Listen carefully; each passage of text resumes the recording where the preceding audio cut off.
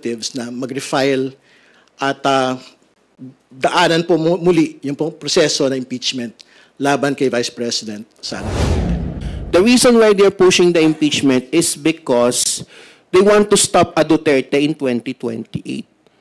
Di ba, well, you said nga po kanina na this is not about the Duterte, this is not about any personality. Pero some people are saying that this is about Duterte. This is about 2028. This is about her possible run. And she is because siya yung pinakamalakas. She said she wanted a bloodbath. Yun nga, mailabas daw sana yung mga ebidensya, lahat talaga. Kaso, wala na raw yun ngayon. So, probably 2026, 2027, 2028, at least daw doon baka may opportunity, may magpa-file ulit, doon daw masasagot niya. Salamat po, Chairman Terry. We will start with the questions from Tina Panganiban Perez of GMA 7. Good morning po, Kong. I had several questions about the impeachment, but you already addressed that in your opening statement. So I'd like to move on to the briefing conducted by your committee, sir, the Public Accounts Committee. Nabanggit po kasi doon, sir, ni Secretary Bonoan na this week magsusumite po sila kay Pangulong Marcos ng initial list, the first list of all infrastructure projects completed from 2022 onwards. Yung committee niyo po ba nakatanggap din ng kopya nito, sir? Ang commitment po ng DPWH at ni Secretary Bonoan ay as soon as it is submitted to the President, the House will be able to get a copy of all of it. No? So, ang expectation po natin dito, we will be talking about not just the completed projects, but the entirety of the status of the projects that were raised by the President. Ito ba yung mga uncompleted? Ito ba yung mga delayed? Ito po ba yung mga substandard? And kung meron pong actual reports, kung meron pong ghost project. So, hopefully, by the end of next week, pagka ho na, I think, ang sabi naman ho nila, handa na ho sila dito sa listahan. So, as soon as it goes to the table of the President, we will be expecting that the DPWH will give the same list for us to be able to peruse in the soonest time. Sir, nagpe-persist pa rin yung accusations that several members of the House are involved in the projects. Your thoughts po? How will the committee address that? Well, there are two, I think, main accusers of congressmen. No? So, meron daw 67 lawmakers, and meron nagsasabi din po that a majority of legislators are involved in infrastructure corruption. So, again, and we will reiterate it today, I think it is most important for them to be able to name names. No? And the committee can in fact serve as a platform for them to make the actual accusation against legislators, whether senators, whether congressmen, if they're actually involved there. No? Siyempre, in the same manner, yung mga involved or named na mga legislator contractors, if they are involved in corruption allegations, will also be provided the same platform through our committee. In fact, it's not just our committee. We are looking at, yun na nga po, like what I stated last Monday, a tri-committee led by the Public Accounts Committee, Public Works Committee, and the Good Government Committee para pag-usapan po ang lahat ng ito. Thank you, sir. Thank you, Tina. Next, we have Billy Vegas from Abante Politico. Kung magandang umaga po. Kung hingi lang po ako ng reaction doon sa sinasabi ni Senator Amy na leadership change, tsaka, in connection po doon sa statement nyo kanina. Well, sa dulo-dulo ho, ang magpapasya kung sino man ho yung magpapalit sa liderato po ng House of Representatives ay ang mga miyembro po ng Kongreso mismo. Hindi po mga senador, hindi anak ng Pangulo, hindi kapatid ng Pangulo ng Pilipinas. So, ibig sabihin, kung merong batayan para magkaroon ng palitan, mangyayari po ito batay sa pagpapasya ng mga miyembro po ng House of Representatives. Pero kailangan natin balikan po yung inabot pong mga tagumpay ng Kongreso nitong nagdaang mga panahon. Sa ilalim po ng kasalukuyang liderato, siyempre marami pong mga landmark laws na naipasa. But most importantly, ito po yung Kongreso na talaga po nag-shepherd nito pong impeachment ni Vice President Sara Duterte. At up until the final moment, no, dito po sa usapin po ng archiving ng impeachment complaint, yung mismong liderato po, Speaker Martin Romualdez, ay naninindigan na walang pagkakamali, tuloy ang laban sa usapin po ng katotohanan at accountability sa usapin pong ito. Kung hingi lang po ako ng reaction doon sa sinabi po ni Presidente na magpapatawag daw siya ng stakeholders sa meeting para daw po makapag-create ng mas maayos na policy on online gambling. Well, very important po na mapag-usapan po at the level of the President, pero of course at the level of Congress and the Senate, meron po mga pinag-uusapan na pagbaban at strict regulation. Ang atin naman po binabanggit na nitong nakaraang buwan pa ho, very important na pag-aralan muna natin yung usapin po ng strict regulation kasi syempre yung pagbabalanse rin ho talaga ng revenues ay mahalaga po sa pagpapatakbo ng gobyerno. No? So again, and I will reiterate it today, yung usapin ho ng decoupling ng mga payment platforms from the main payment platforms and dun sa mga online gambling applications. Tapos pangalawa, yung pagkakaroon po ng higher transaction limits. No? So ibig sabihin, imbis na 100 pesos, 200 pesos po yung minimum transaction amounts, dapat po at the very best 10,000, 20,000 to. Yung pong minimum transaction amounts, cash in, cash out, yung pinag-usapan po natin para mapigilan po yung ating mga ordinaryong mamamayan na imbis yung ginagamit po nila para sa kanila po pang-araw-araw na gastusin, ginagamit po sa pagsusugal, dapat po ginagamit po nila sa kanila pong pamilya, para sa gastusin po sa bahay, sa edukasyon at kalusugan po ng kanila pong pamilya at mga anak. Thank you, Billy. Let's now move to DWIC's Jali Mendez.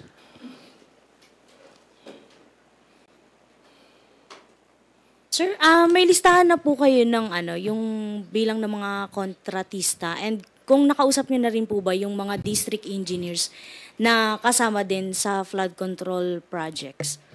Well, hinihingi po namin nung Lunes yung pong listahan ng pinakamalalaking kontratista ng flood control on a national level and on a regional level. No? So, yun ho kasi yung pwedeng paghalawan po nung kamusta po yung resulta ng kanila po implementation. No? So, ibig sabihin, pagka ho nakakakopo sila ng mga malalaking mga kontrata on a national level and on a regional level, supposedly dapat maayos ho yung kanila pong pagpapatupad po nito. So kasama po yan doon sa mga hinihingi po natin na mga listahan po from the DPWH. Pero iba pa ho yung binabanggit na 67 lawmakers, contractors no, ng mga ni Senator Ping Lacson at ng ilan pong mga nagsasalita sa usapin po na ito. I think it is they who should actually give the names no, on whether or not they are confident na ito pong mga ito ay really involved as contractors, legislators.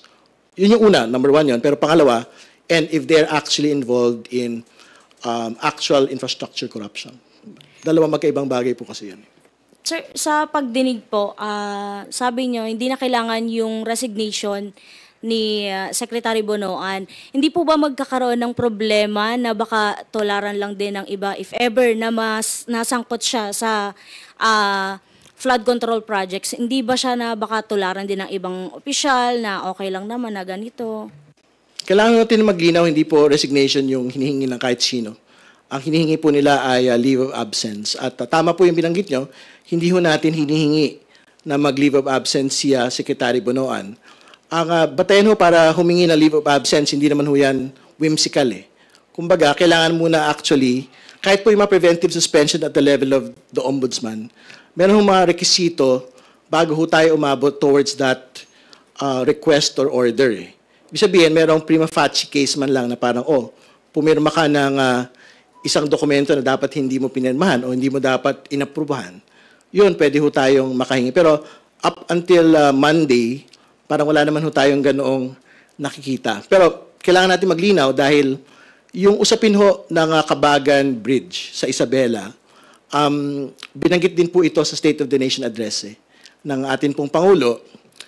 Meron pong mga pinangalanan ng mga opisyal ng DPWH doon po sa privilege speech ni Senator Jinggoy Estrada. I think merong ilang mga serious allegations po doon po sa una, incompetence ng mga matataas na opisyal. Pangalawa, parang pakikialam ng mga matataas na opisyal. baka yun po yung pwedeng pag-aralan ni Secretary Bunoan or pag-aralan po ng Ombudsman kung meron pong actual administrative proceedings, preventive administrative proceedings na pwede na pong gawin doon. Kasi parang ang allegation doon, despite some form of incompetence relating to the project, parang na-promote pa ho yung ilan sa mga official po na yun. So, I think yun po, it's a particular case na pwede hong merong preventive suspension, merong administrative proceedings, preventive administrative proceedings na pwede pong gawin laban po sa kanila. But at the level of Secretary Bunoan, parang at this point, it might be a bit premature. Thank you, Jelly. Let's now hear the questions from Annalisa Berano of Bombo Radio. Good morning, Kong. Balik lang ako doon sa question ni Ms. Tina Panganiban. Doon sa gagawing pagdinig po ng TRICOM, sinabi nyo na balak nyong kalkalin ang mga palpak at ghost flood project, control projects. At may ibinunyag din si Senator Lacson na 67 congressman na mga contractors din. So, ibig sabihin ba nito, asahan natin sa pagdinig ng TRICOM, kakalkalin din ninyo itong mga pangalan ng mga legislator contractors na behind po sa mga palpak at ghost flood control projects? I think yun po yung logical na proseso nito pong pagsisiyasat. So, ibig sabihin, kung lumabas po yung pangalan nila sa mga substandard, sa mga ghost projects po na flood control, di yun po yung aabutin ng investigasyon. Doon po sa blog ng ating pong Pangulo, ang sabi niya, wala naman hong sisinuhin. So, dapat wala din sinuhin yung pong Kongreso sa kanya pong pag-iimbestiga. Hindi ba? But we have to be very clear dito po sa usapin po yung sinabi kong pagkakaiba ng pagkakaroon ng corruption allegations relating to the projects. Pero ang totoo naman hindi dapat sumasali sa mga kontrata ng gobyerno, whether infrastructure man yan o hindi, yung pong mga miyembro ng Kongreso. Very specific constitutional prohibition po ito at meron din pong very clear provision po ito sa Anti-Graft and Corrupt Practices Act. No? So, ibig sabihin, if they involve themselves in specific contracts, parang bawal na ho yun Parang may actual na kaso na po yun. No? So, we don't even have to wait for ghost projects or substandard projects. Pagka if they dip their hands into the cookie jar by getting actual contracts, it's a real problem for them actually. So, asahan din natin, Kong, na itong mga names ng mga legislator contractors ay maisawalat din during the... I think so. Pero, syempre, the burden of accusation is not on Congress and not on the committee. The burden of showing, the burden of disclosure is on the persons accusing. So, there are two personalities who are doing it, Senator Lacson and Mayor Magalong. So, if Congress will be the venue for it, then it will be the venue for it. Pero syempre, in the same manner, because due process demands it, pagka napangalanan yung mga legislature, kung sino mang personalidad po dyan, they will have to be able to defend themselves, subject themselves to scrutiny in the committee hearings also. Kung on the other issue, isang magandang balita po na bitbit ni Pangulong Marcos ay yung paglagda nila ng 18 kasunduan, ang Pilipinas at India po, para mapalakas ang sektor ng renewable energy, digital services, business, process management, infrastructures at healthcare. Ano po yung magiging impact nito sa atin, yung magandang balita na bitbit ni Pangulo? Well, siyempre, lahat naman po ng mga bilateral relations, whether India man yan, Estados Unidos man yan, European Union man yan, basta makapag-ambag po ito sa economic growth ng ating bansa, makalikha ng trabaho, makapagtaas ng bilang ng mga turista sa Pilipinas, at buuin po yung entire economic cycle po ng growth. Dapat i-welcome po natin ito. Pero siyempre, may kontrata, pero ibang bagay pa ho yung actual delivery of these things. So yan po yung pinaka-importante kasi siyempre, okay naman na may mga memorandum of understanding, memorandum of agreement, pero we would like to see actual, more jobs, more Indian tourists going here, more, facilities, BPO facilities being built in the country as a result of the visit. Kasi dyan ho natin masusuka talaga kung talagang successful o hindi yung pong state visit.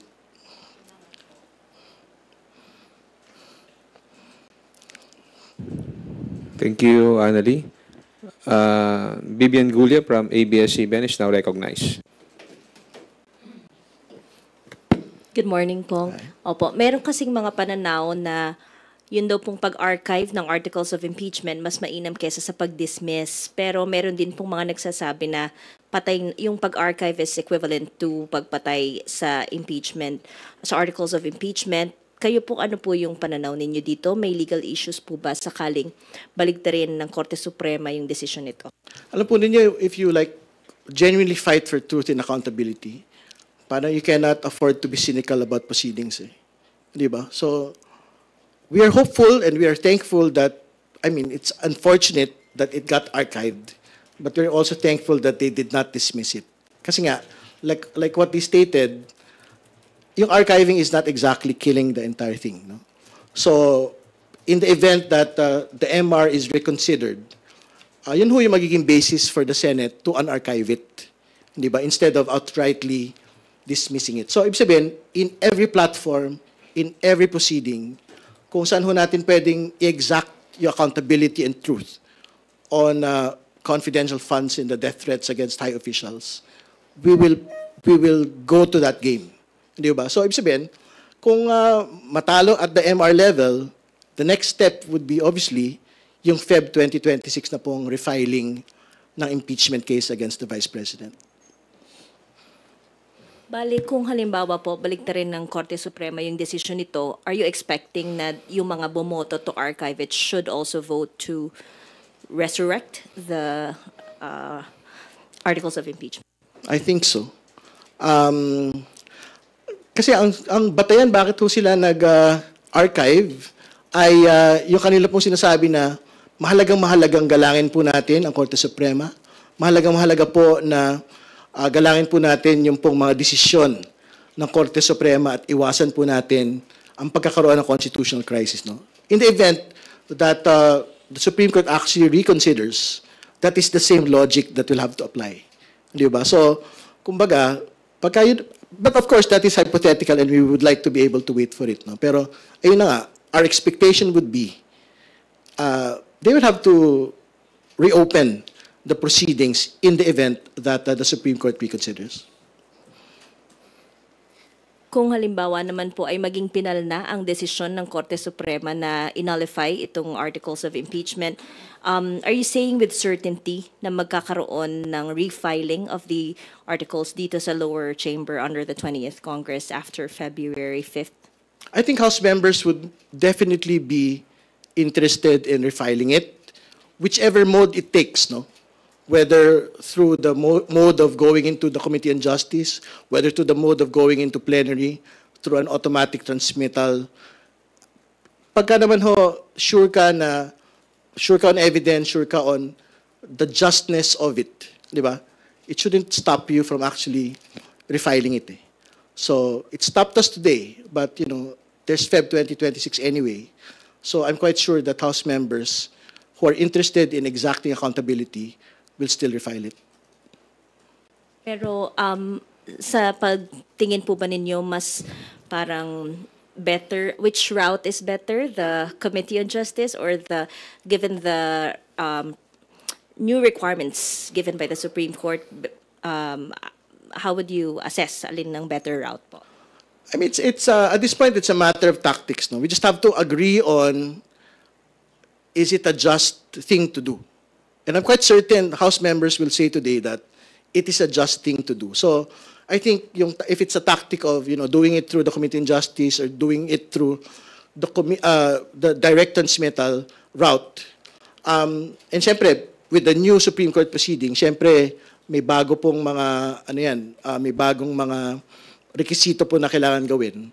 I think we will resolve it once we get to that point. No? Pero kung ano man yan, whether through the Committee on Justice or whether through plenary, the most important thing today is, and the most important question to the nation and to Congress is, kailangan bang may managot sa usapin po ng confidential funds? May kailangan po bang managot sa pagbabanta laban sa mga matataas na opisyal ng bansa?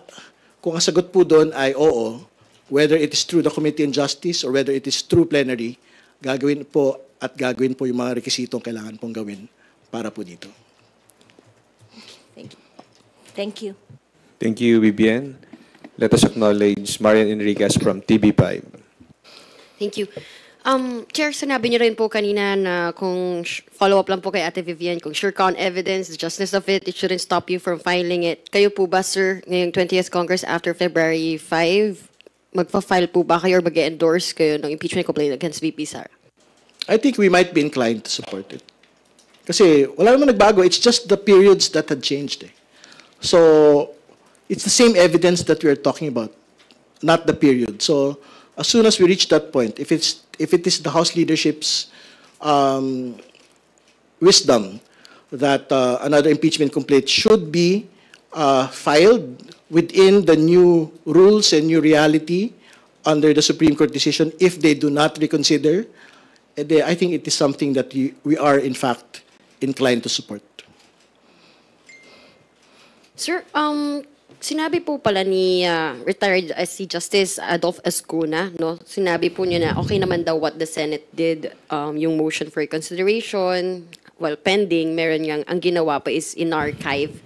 Mas better daw po yung archiving than tabling kasi it can still lead to dismissal when the matter is revived the next day. Archiving makes it safe daw from, dismissal in the meantime. Your thoughts on that, sir? No, that's what I mentioned earlier na parang it's a bit unfortunate that they archived it, and I'm quite certain that a lot of sectors are basically crying out for justice. No? Pero very important din po to make that point. No? Yung archiving is different from an outright dismissal. Ibig sabihin, yung archiving parang tinabi lang. Even in court naman ho ganun din yun. Parang hindi yan pinatay, tinabi lang.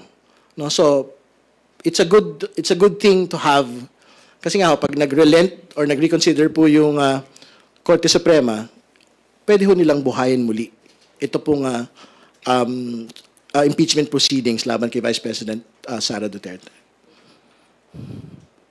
Yung yung unang motion kasi po ni Senator Tito Soto is to table po muna yung pag daw pala tinable lang, pwede siyang buhayin the next day, tapos pwede nilang naman ulit nilang ipagbotohan to dismiss. So parang better daw kung i-archive na lang talaga muna. Hindi, I don't wanna talk about the tabling anymore kasi parang parliamentary rules lang naman yun And basically talo na yun Pero yung actual status kasi is archiving versus dismissal. No? So, I'd rather have an archive than a dismissal. Kasi yung dismissal, parang kill na yun Yung archive parang diyan ka lang.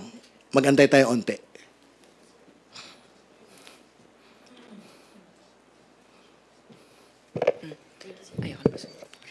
Okay ka na, Marian. Okay, Rosalicas from UNTV. Please proceed.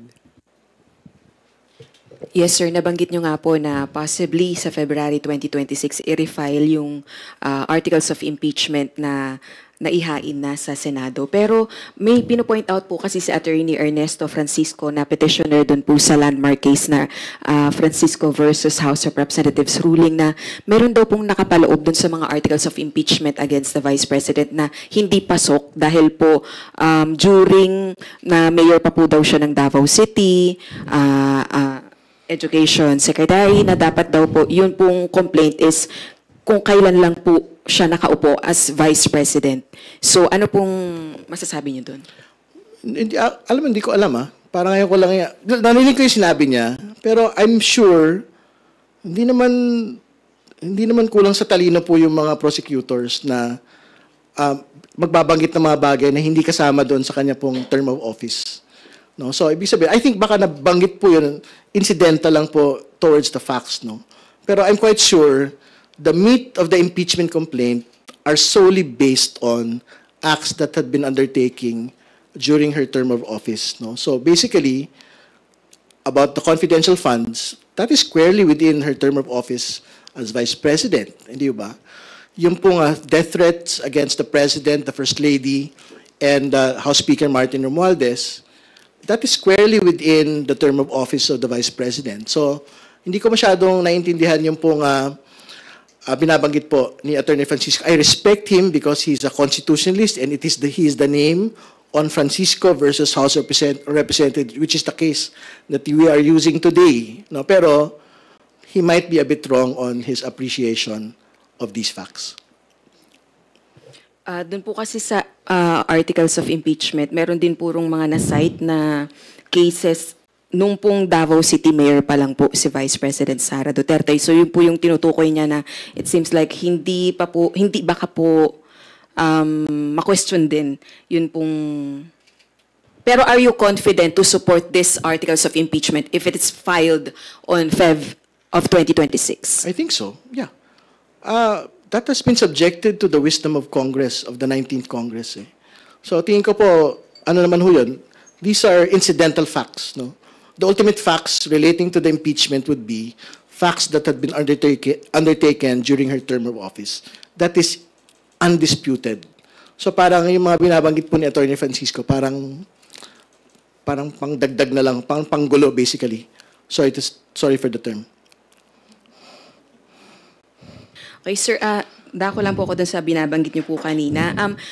Tama po bang sabihin na hindi kayo makakapag-conduct sa House Committee on Public Accounts ng motu proprio investigation on the allegations against those congressmen na sinasabing kontratista sa mga government-funded infrastructure projects unless merong maglatag kung sino-sino ba to at mga ebidensya? I think so. Kasi ang totoo naman ho, we don't have a list. Hindi ba?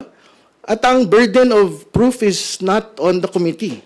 Because we never said it. Our commitment to the nation is we will conduct a review of all infrastructure projects. No? So, if in the course of the proceedings, matisod ho namin yung mga corruption allegations, ghost projects, substandard facilities, di doon ho tayo, yun po yung abutin po ng proceedings po na ito. Pero yung very specific allegation po kasi, 67 congressmen contractors.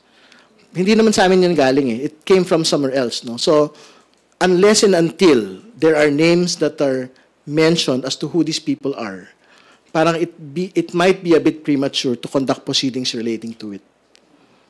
Ito, natanong din po ito kay spokesperson Attorney Abante na kung sakali man nga po na may mag-lay po sa inyo na may magsabi ng mga pangalan at may magpadala ng mga ebidensya, sa tingin nyo po magiging credible yung investigation kung kayo po mismo ang magko-conduct sa mga kasamahan nyo po na allegedly ay mga kontratista? Tingin ko naman po, kasi syempre, the platform will be given to the one accusing and the one accused. No? So, ibig sabihin, magsagutan sila within the tri-committee. Di ba? Doon naman ho, kasi it will be subject to scrutiny of House members na kung totoo ba yung allegation na yan. Nagsabi ka ng depensa mo, totoo ba yung depensa mo na yan? Kasi, pag maglalatagan ho ng dokumento rin eh. Meron kang pirma dito. Ba't ka pumirma dito? Congressman ka. Di ba? So, like what I stated, the commitment is, kung yan ho yung abutin, mapangalanan sila at mapatunayan na talagang sangkot po sila ron, wala ho tayo sisinuhin dito. Magpapadala na po ba kayo ng... nabuo na po ba yung committee ninyo? Puno na yung membership? Well, meron na pong mga miyembro. So, mag-organizational meeting na po kami, I think by next week. Pero, I think the direction of the comprehensive investigation po kasi is to do it as a TRICOM. Public accounts, public works, and good government. No? So antayin din po namin na mabuo din po yung mga miyembro po roon. Balak nyo na rin po bang magpadala ng formal invitation kay Baguio City Mayor Magalong? I think yan naman po yung sinasabi natin. As soon as mabuo na po yung mga komite, magpapadala po kami ng invitation for him to make a presentation relating to his observations. Kasi bukod naman ho doon sa kanyang allegation na may mga kongresista, legislators na involved po sa mga corruption, infrastructure corruption, may mga binabanggit din naman po siya ng mga halimbawa ng mga kontrata eh. So I think we'd like to get from him, no, ano ba yung mga halimbawa ng overpricing? Kasi meron siya sinasabi na pagka ito lang yung presyo, ito yung presyo sa kontrata, pero pagka nagpunta ka sa, pag nagkaroon ka ng market sounding or market research, ganito lang yung presyo. So I think fair po na banggitin niya po yung mga ganyang mga bagay sa komite pag nagkaroon na po ng investigasyon. Pero, if the presentation, for example, would include an actual allegation that, for example, majority of congressmen, legislators are involved in corruption allegations. I've heard it in one interview na parang ganun po yung binabanggit niya. Yun po yung time na he will have to provide the names. Thank you po. Thank you po, Kay Rai. Thank you, Rose. Next is Haji Camino from Brigada News. Good morning po, Conteri. Yung just this week, no, kung di ako nagkakamali, yung sa plenary ay na-adapt na nga rin po yung resolution na para mag-convene po ulit yung Quad Committee. Nakapag-organize na po ba? Nakapag-meet na po ba kayo, Kongs, with the leaders of the other three committees? Hindi pa, kasi kailangan po munang mag-organizational meeting yung kanya-kanyang mga komite.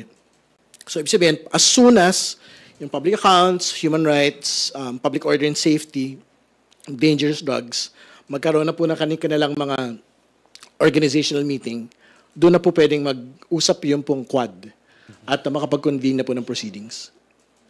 Pero kung kayo po ang tatanungin kong, kasi nabanggit na po yung mga issues na pwedeng investigahan, no, sa Quad Committee. Ano po yung preferred ninyo na unahin, kumbaga, na siya sa atin ng Quadcom? Well, dalawang bagay naman po yung paulit-ulit kung binabanggit sa usapin po ng Quadcom. Una, yung estado po ng mga POGO sa Pilipinas, talaga ba naipasara na sila? Meron pa bang natitira? Pangalawa, yung po mga POGO personalities na hinahanap pa rin ho ng Quadcom. One, kumusta na ho sila? So, kasama dyan yung estado po ni dating President spokesperson Harry Roque, kasi I'm sure meron po siyang standing warrant of arrest ngayon. No? So, gusto nating malaman, for example, from the Department of Justice and from the Department of Foreign Affairs, kasi may mga binabanggit sila noong nakaraan that they will be undertaking proceedings para pauwiin po si Attorney Roque. Pangalawa, that I think they will cancel his passport, no, and they will also bid to reject yung pong asylum request po niya sa the Netherlands. So we'd like to get an update relating po to that. Tapos yung second chunk na I guess gusto nating ma-focusan po, yung pong usapin po ng missing Sabongeros and its intersectionality with the Duterte drug war, kasi meron pong allegation na the kill team for the missing Sabongeros is the same kill team for the Duterte drug war. No? So we would like to be able to talk to the whistleblower during proceedings. Totoo ba ito? At ano yung pagkakaiba nito pong kill team para sa missing Sabongeros at sa kill team po ng Duterte drug war? Kasi I'm sure para magkaibang mechanics po nun At magkaiba po yung motivations towards it. Pero ibig sabihin, if it's the same kill team, I think that's a bit, it's very concerning. With the Quadcom, sir, tingin nyo mapupuwersa, mapuforce ba si former Secretary Roque na pauwiin dito sa Pilipinas? Siyempre, ultimately, it should be the executive that should undertake it. No? So, gusto natin malaman, ano nang ginawa ng DFA or DOJ? Nagpunta na ba sila sa the Netherlands? Nag-submit na ba sila ng opposition dito po sa asylum request, no, ni Attorney Roque? At yung passport ba niya, nakansela na? Yung mga ganung mga tanong, I think we will have to ask them in the course of the proceedings. Pero sir, mukhang marami-rami po yung magiging trabaho po ninyo. No? May TRICOM, may Quadcom, tapos may budget pa po. Ano pong nararamdaman niyo? Paano niyo pagsasabayin lahat po yan? Wala naman tayo masyadong sentimiento sa ganyang mga bagay. I mean, ang oras ay oras. So, kailangan nung hatiin yung oras, no? Para sa mga... lahat yun, mahalagang usapin Mahalagang usapin po yung flood control investigation, mahalagang usapin po yung Quadcom, mahalagang usapin din po yung iba pang mga bagay, no? So, tingin ko naman mahaba yung oras para sa... Yung 3 araw sa Kongreso ay mahaba para mabigyan po ng panahon ang lahat pong ito. Last na lang po, Conteri.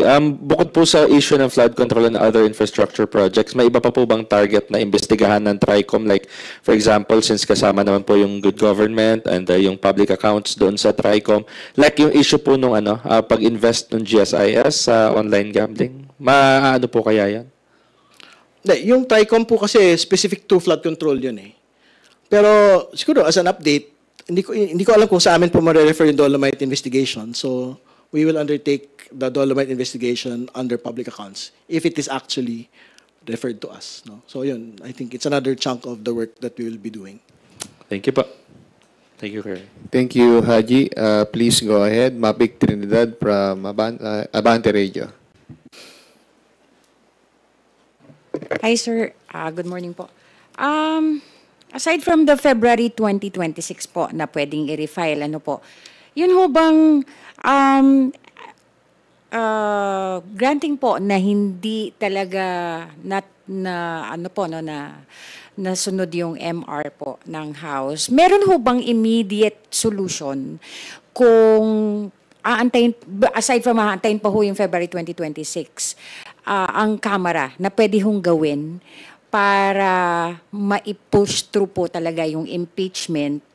At would you know po kung may plano ho bang mag-usap ang liderato ng Senate or ang Congress o kailangan pa hong hindi na gawin yun? Well, on the impeachment articles, confidential funds and the death threats against high officials, I think we will have to wait for Feb to refile that. Kasi what are we going to do? Do another proceedings at the level of good government and whichever committee? Parang tapos na ho tayo dun eh. Umabot na tayo impeachment eh. Di ba?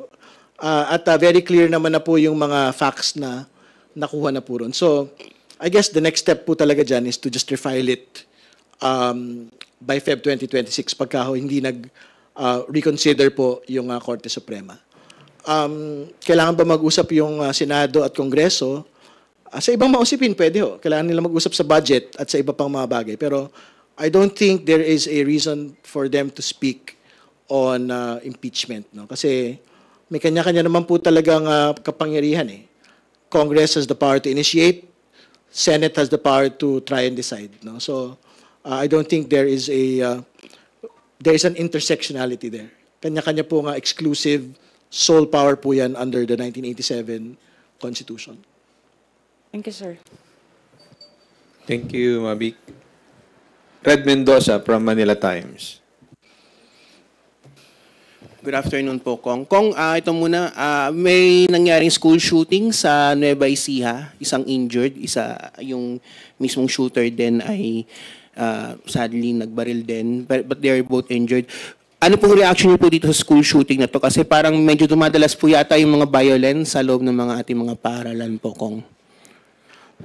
Well, syempre, nakikiramay po tayo doon sa mga biktima. No? In fact, kahit ata naman yung nagbaril, di ko alam, I don't know the ages actually. Isa po, 15 years old yung biktima, yung suspect po is 18 years old. Okay. I mean, basically, bata pa talaga itong mga involved po dito sa bagay po na ito. Pero syempre, I guess at the level of the schools, yung pong security, kailangan mo talagang pag-igihan pa, hindi ba? And I'm quite sure, medyo lax, no? Yung security sa mga eskwelahan. So, kasi, ba't nakapasok yung baril, no?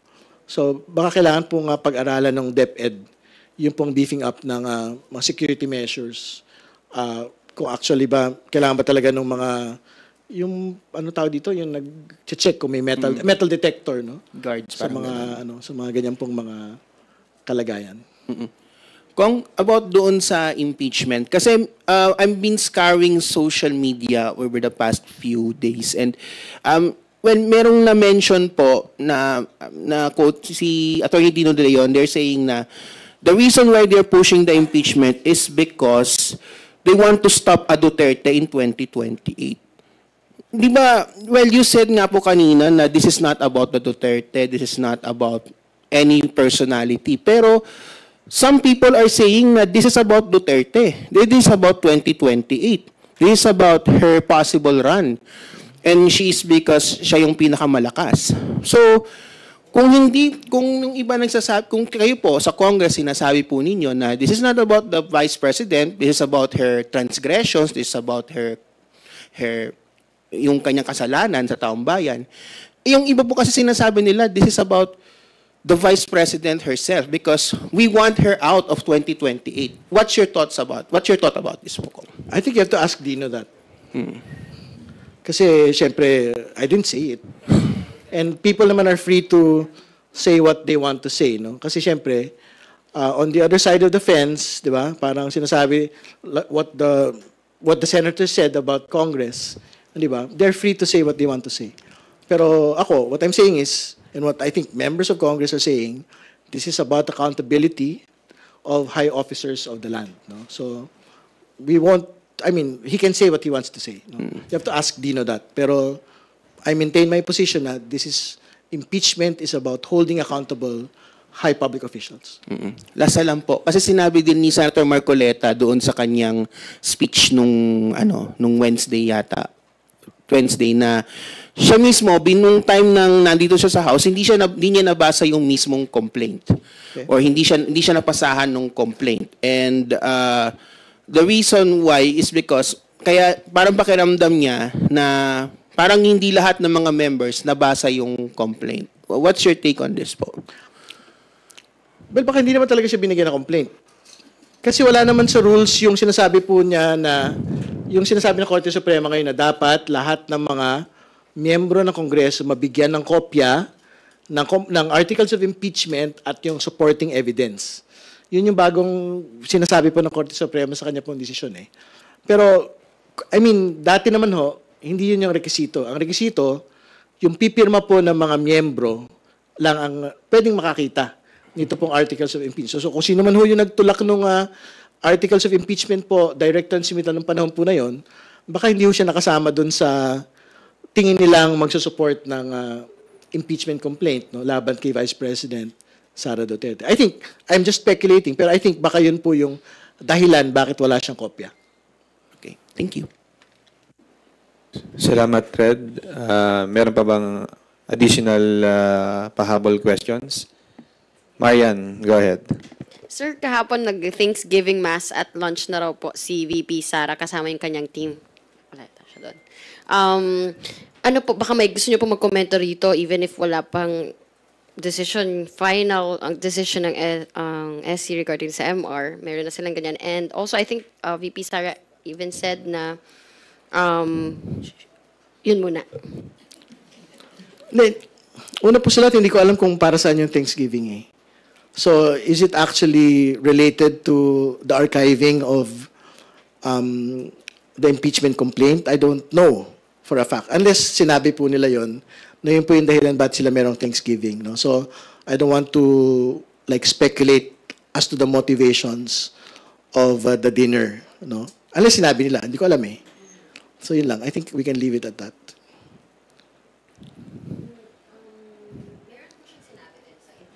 May interview po, sinabi po niya she explained what she meant when she said she wanted a bloodbath. Yun nga, mailabas daw sana yung mga ebidensya, lahat talaga. Kaso, wala na raw yun ngayon. So, probably 2026, 2027, 2028, at least daw doon baka may opportunity, may magpa-file ulit, doon daw masasagot niya. Yeah, then the bloodbath will come at that point. Di ba?